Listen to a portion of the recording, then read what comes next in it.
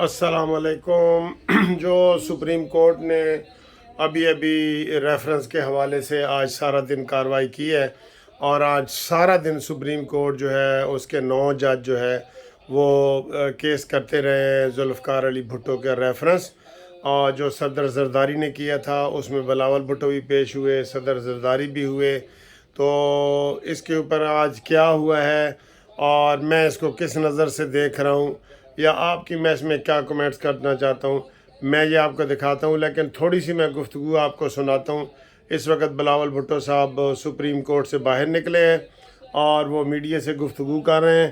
पहले वो गुफ्तगू सुने और फिर इसके ऊपर इसका फ़ायदा या नुकसान या क्या है वो आपको हम बताते हैं और इसके ऊपर हम बात करते हैं। ये थोड़ी सी बराह रास्त आप सुन लें। इस मुल्क को एटॉमिक पावर वो कॉम्प्रोमाइज नहीं की। इस मुल्क के अवाम को मालूम है कि कायदे अवाम वो मुस्लिम उम्मा का लीडर था जिन्होंने ना सिर्फ मुस्लिम उम्मा को इकट्ठा कर लिया मगर मुस्लिम उम्मा को समझा दिया कि आपके पास क्या ताकत है। उन जमाने में भी हमारा फलस्तीनी बहन भाइयों के खिलाफ जो जुल्म हो रहा था वो उन जमाने के इस्लामिक क़यादत थे जिन्होंने ये फैसला किया कि और उनको ये कायदे अवाम था जिसने समझाया कि आपके पास जो तेल है वो ना सिर्फ आपकी मुआशी तौर पे फायदा दे सकता है मगर ये तेल आपका ताकत है। और उन्होंने मिलके ये फैसला किया, इन्होंने मिलके ये फैसला यहाँ एतजाज़ आसन भी नज़र नहीं आ रहा और लतीफ़ खोसा भी, जिनको सबसे पहले होना चाहिए था। ना दिया जाए तो उन्होंने एम्बार्गो रखा और उनका कॉन्सिक्वेंसेस उन सब ने भुगता। जो हर एक जो मुस्लिम उम्मा का कायद था जो इस फैसले में शरीक थे, they did not die a natural death। और हमारा सिर्फ हमारा अदालत से ये अपील है कि आपने तारीख को दुरुस्त करना है, आपने अपने हाथों से ये खून धोना है, आपने जो इस जुर्म में मुलव्विस थे उनको बेनकाब करना है। पाकिस्तान के अवाम को ये समझ से बाहर है। ठीक है जी, ये आप देख रहे हैं कि इस वक्त जो है ना वो जरदारी बिलावल भुट्टो जरदारी जो है और इसमें आज जो क्या हुआ है वो मैं आपको बताता हूँ। और ये एक तो कमेंट्स मैंने कर दिया है कि एतजाज़ आसन तक इस रेफरेंस में नहीं आए और ये जो है ना वो कर दिया गया है। अब इसमें मैं आपको ये बताऊं, बड़े अहम केस और भी लगे हुए हैं, आज भी लगे हुए थे। एक तो हमें ये बड़े पैगाम मिल रहे हैं कि जनाब सुप्रीम कोर्ट को ये कहें कि जो ज़िंदा लोग हैं जब वो मर जाएंगे तो आप उनका फ़ैसला करेंगे, पहले ज़िंदा का तो फ़ैसला करो। और ये केस भी देखे हैं जो शहीद का केस था जुल्फ़िकार भुट्टो का, वो भी 12 साल के बाद लगा है। आप सुप्रीम कोर्ट की कारकर्दगी देखें तो शर्म आती है, खुदा की कसम शर्म आती है बिल्कुल। और अब ये जो केस था इसको ये लंबा किया जा रहा है। अदालत के पास जी बड़ा टाइम है, कोई केस नहीं है अदालत के पास। ये हम काजी फायजी को इस हवाले से ये करेंगे कि ये उनको देखना चाहिए कि ज़िंदा लोगों के केस कितने सुप्रीम कोर्ट में पेंडिंग पड़े हैं, वो ज़रूरी हैं या ये एक बिल्कुल एक कोई इसका कोई मंतकी अंजाम ही नहीं है। चले जी, इसको पहले ही वो कहते हैं पीपल्स पार्टी वाले कि ये अदालती कत्ल है, तो ये डिक्लेयर हो जाता है अदालती कत्ल है, तो फिर इसका क्या फ़ायदा? उन लोगों को वापस आ जाना है या उनको कह दिया जाता है कि नहीं जी ये सुप्रीम कोर्ट ने ठीक फैसला किया था। ये तो रेफरेंस बनता ही नहीं था। और अगर आपने रेफरेंस कर लिया था, किसी पिछले चीफ जस्टिस ने इसको एडमिट कर लिया था, तो बस आप उनका बयान रिकॉर्ड करके देख के नसीम हसन शाह का आप कहते थे कि ये अदालती कत्ल है जी, बस ख़त्म। अब इसके ऊपर डे टू डे क्रॉसिंग हो रही है और भुट्टो ने आके इधर आपके पेश होके कहना है कि जी मैं बेकसूर हूँ। अब किसने कहना है, वो तो फांसी लग चुके हैं। लिहाजा یہ انفریکچوس ایک چیز ہے. ہمارا کوئی کیس ہو نا، عدالت میں ہم جاتے ہیں، جب عدالت کو بتاتے ہیں کہ وہ جی فوت ہو گیا ہے، تو عدالت کہتی ہے یہ انفریکچوس ہو گیا ہے، یہ غیر ضروری ہو گیا ہے، اس کا بندہ فوت ہو گیا ہے، جائیں جی آپ کا کیس فارغ ہے، بالکل بند، وہ کیس کلوز ہو جاتا ہے. تو یہ کلوز کیس کو جو سپریم کورٹ تک پہلے فیصلہ ہوا ہے، غلط ہوا ہے یا صحیح ہوا ہے، اور تھوڑے بندے آپ نے لوگ پھانسی چڑھتے ہیں جو غلط ہے. بے گناہ کتنے کروڑوں لوگ پھانسی چڑھ چکے ہیں، گناہ گار کتنے کروڑوں باہر نکل آئے ہیں. تو ہر کیس کو آپ دوبارہ اس طرح نکالیں. یہ آپ ایک مثال یہ دے رہے ہیں کہ کوئی بھی اپنا وہ دیکھیں جی، ایک بندے کو پھانسی ہو جاتی ہے، سپریم کورٹ پھانسی دے دیتی ہے، ٹھیک ہے، بعد میں مدعی کہتا ہے 10 سال کے بعد کہ یار میں نے تو اس کو ناجائز پھنسایا تھا، اس کا اصل قاتل تو مجھے مل گیا ہے. تو پھر اس کا ہم ریفرنس دائر کریں کہ وہ جی بے قصور تھا. وہ تو ختم ہو گیا، ایک بلڈنگ گر گئی، پھانسی چڑھ گئی، وہ انفریکچوس ہو گیا، ختم ہو گیا ہے. آپ اس چیز کو کیوں اہمیت اتنی دے رہے ہیں؟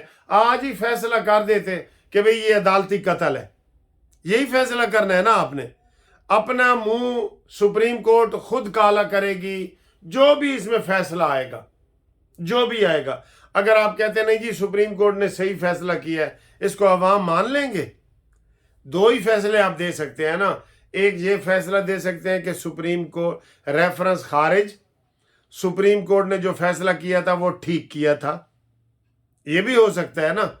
تو پھر پھر بھی آپ کا منہ کالا، عوام کا منہ کالا. اور اگر آپ کہہ دیتے ہیں کہ جناب سپریم کورٹ نے غلط کیا تھا اور وہ بھٹو صاحب بے گناہ پھانسی چڑھ گئے ہیں، پھر بھی آپ کا منہ کالا، سپریم کورٹ کا منہ کالا نا. تو یہ کیا ہے جی؟ یہ کیا ہے؟ پانی میں مدھانی کیا ہے؟ اور پھر اس کو آپ لمبا کر رہے ہیں. اور آج آپ نے اس میں 9 وکیل مقرر کیے ہیں. یار خدا کی قسم سمجھ ہی نہیں آ رہی. سرکاری وکیل علیحدہ ہیں، جو منصور عوان صاحب اور یہ سارے آج پیش ہو رہے تھے، سرکاری وکیل علیحدہ ہیں. پیپلز پارٹی کے درجن بھر وکیل علیحدہ ہیں. تو 9 وکیل کر دیے، وہ مفت ہوئے ہیں. اس میں جی حارث کو کیا ہے، فیصل صدیقی کو کیا ہے، اس میں منظور ملک صاحب کو کیا ہے. یہ 20 50 لاکھ روپے فیس لیں گے، یہ میں آپ کو بتا دوں، اور گورنمنٹ دے گی. یہ کوئی فی سبیل اللہ والے وکیل نہیں ہے. مجھے وہ کہیں گے جی اسی تونوں وکیل خواجہ حارث کو وکیل کیا ہے. خواجہ حارث لاہور میں بیٹھے ہیں، یہاں سے یہ بھائی جائیں گے آئیں گے، ٹی اے ڈی اے، اور 40 50 لاکھ روپیہ فیس. پھر ریٹائرڈ جسٹس منظور ملک کو لگا دیا ہے، اس کی فیس کا ہمیں پتہ ہے، آپ کو پتہ ہی نہیں ہے، 50 لاکھ سے اوپر ہوگی. تو کیوں آج سپریم کورٹ نے 9 وکیل مقرر کر دیے ہیں جی؟ عوام کا پیسہ مفت کا ہے؟ بتائیں مجھے، عوام کا پیسہ مفت کا اس طرح عوام کے پیسے کو پانی کی طرح بہایا جائے گا؟ آج آپ کہہ دیتے کہ یہ عدالتی قتل ہے یا خارج ہے. کس نے آپ کو کہا ہے کہ لمبا کریں؟ وہ زندہ ہے کوئی؟ کیا فائدہ ہے اس کا؟ پانی میں مدھانی چلانے کا کوئی فائدہ ہوتا ہے؟ مکھن نکل آتا ہے بیچ میں سے. جب پانی میں آپ مدھانی کا ایک محاورہ سنا ہے نا، اس میں سے مکھن نکل آتا ہے؟ کوئی مکھن نہیں نکلنا. ہاں آپ نے پانی پیسے کی طرح بہا رہے ہیں آپ اس کے اوپر. میں تو سن کے حیران ہو گیا ہوں کہ 9 وکیل مقرر کر دیے ہیں بھائی.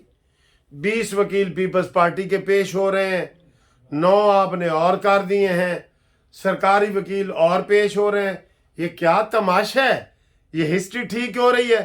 تو پھر بلاؤ پرویز مشرف کو بھی کیس کرو، ضیاء الحق کا بھی کیس کرو کہ جناب یہ مارشل لا بھی غلط تھا، ضیاء الحق کا مارشل لا بھی غلط تھا، ایوب خان کا مارشل لا بھی غلط تھا، مولوی تمیز الدین کیس بھی نکالو. ہزاروں کیس ایسے پڑے ہیں جو اس چیز کے متقاضی ہیں کہ ان کو نکال کے کیا، جس میں ناانصافیاں ہوئی ہیں. آپ کمال آپ کرتے ہیں. آج میں حیران ہو گیا جناب، یہ قاضی فائز عیسیٰ صاحب کر کے آ رہے ہیں. اتنا کوئی اہم کیس ہے یہ؟ صرف ان کو یہ پڑی ہوتی ہے کہ جناب ہماری ٹی وی پہ تصویریں چل رہی ہیں جی، لائیو دکھا رہے ہیں. میں تو اس چیز کے بھی خلاف ہوں کہ کوئی کیس لائیو نہیں ہونا چاہیے. ہمیں تو اجازت ہی نہیں ہے کہ آپ اندر ایک مووی بھی بنائیں.